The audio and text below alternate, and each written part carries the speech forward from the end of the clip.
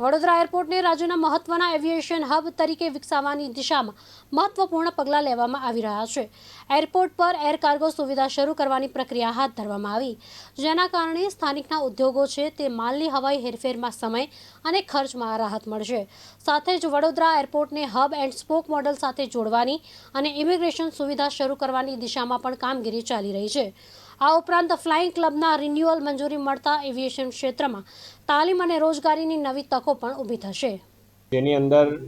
તમામ પ્રકારની માળખાકીય સુવિધાથી સજ્જ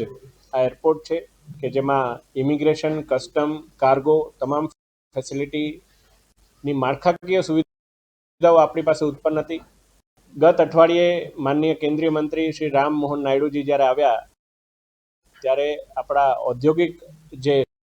સંગઠન છે એફજીઆઈ અને અમારી એરપોર્ટ એડવાઇઝરી કમિટી સાથે મળી અમારા એરપોર્ટ ડાયરેક્ટર શ્રી અને તમામ ચૂંટાયેલા પ્રતિનિધિશ્રીઓ, અમારા મંત્રીશ્રી અને તમામે અમે ચર્ચા કરી કે કઈ પ્રકારે વડોદરા એરપોર્ટને વહેલામાં વહેલી તકે એર કાર્ગો ફેસિલિટી શરૂ થઈ શકે, કારણ કે વડોદરા મધ્ય ગુજરાત એ ઔદ્યોગિક ક્ષેત્રે ખૂબ જ મહત્વનું સ્થાન ધરાવે છે અને અત્યારે ઘણા આપણા કાર્ગો કન્ટેનર્સ 100 કિલોમીટર કરતાં પણ વધારે દૂરથી એર કાર્ગો પોતાનું ઓપરેટ કરાવવા જઈ રહ્યા છે। એનાથી એ લોકોને માનવબળ અને ઘણા બધા ખર્ચનું